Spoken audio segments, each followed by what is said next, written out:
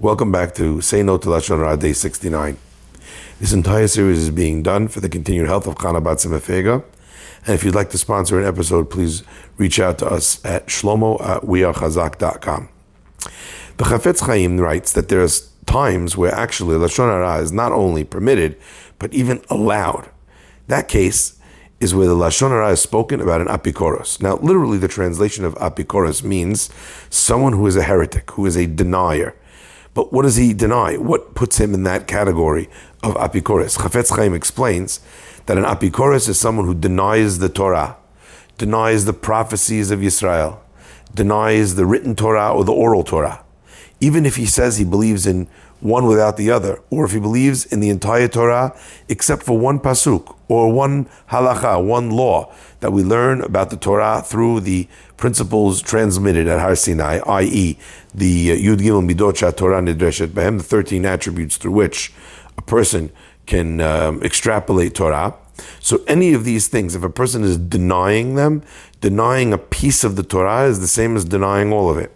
So therefore, when a person speaks Lashon Hara about that person, it can be permitted, and sometimes it could even be a mitzvah. Now, it's important to understand, this halacha was said in the context of his time, where people who were not observant Jews were choosing to find a pathway of heresy, a pathway of denying God or denying part of the Torah, and attempting to then use their beliefs and pull people towards those beliefs away from their study of Judaism. And since that's the case, speaking Lashon Hara about that person, i.e. telling people that that person is apikores, you can't learn Torah from him, you can't study with him because he's going to lead you astray, is actually something that people need to know so that they don't fall into that trap. Obviously, we're not talking about saying random bits of Lashon Hara about the apikores. You can't talk about his bad breath. The idea is really to be expressed about the danger that he represents if people don't realize that actually what he's presenting is not Judaism at all. In the spreading of Reform Judaism back in Germany, they had tremendous problems with this because many times people would present themselves as if they were part of the religious camp and then almost state without quantifying or qualifying what they were saying as part of Jewish teaching, something that they had just thought of themselves.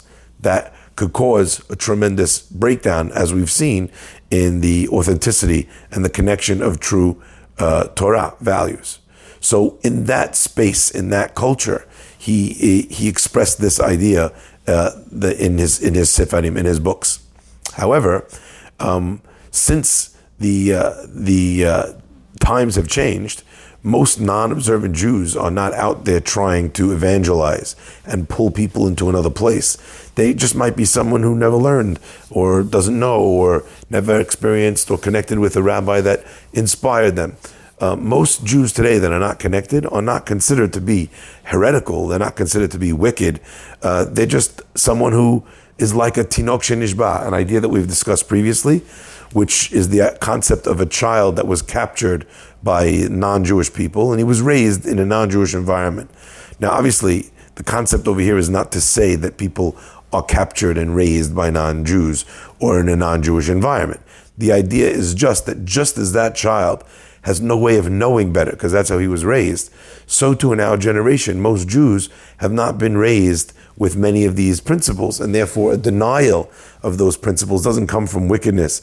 It doesn't come from a heresy, rather from a lack of knowledge and access to true Torah teachings. So of course, about any Jewish person who is in that status, which is most of the Jewish people that we're talking about today, it would be forbidden to speak Lashon Hara about a non-religious Jew.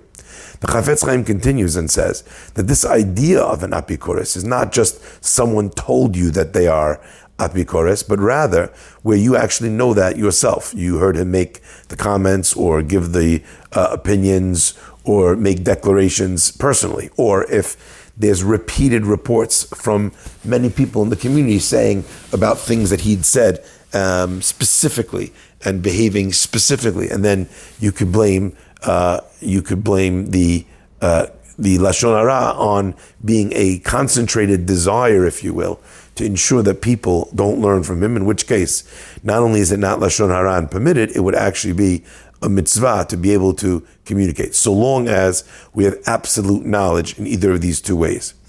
The Chafetz Chaim actually beautifully ends this piece, and he says that he's a little worried because won't Lashon Hara speakers just use this as a technique to be able to allow themselves to speak Lashon Hara? So they just want to speak Lashon Hara about someone. All you have to do is say that that person is an apikores, and therefore speaking about him is a Lashon Hara, is a mitzvah. It's to turn people away from him.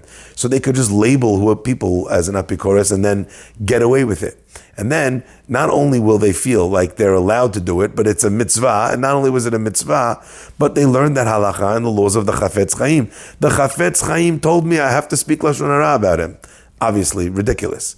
But the Chafetz Chaim said, I still have to teach the halachot as they are, and the halachot as they are true in my book. And therefore he says, if someone chooses to use this halacha and to twist its meaning towards making a sin seem like it's okay, he said, and he quoted the verse, he says, HaKadosh Baruch Hu, his ways are straight, tzadikim yelchu bam, the righteous will follow in his ways, uposhim yikashlu bam, and those who are wicked will stumble in them. Indicating that I've written clearly what is allowed. If they choose to twist that to their own agenda, that's not the Torah that did it. And it's not me, says the Chafetz Chaim, that did it. It's their own desires, their own Yetzer Hara that is making them approach it in this manner.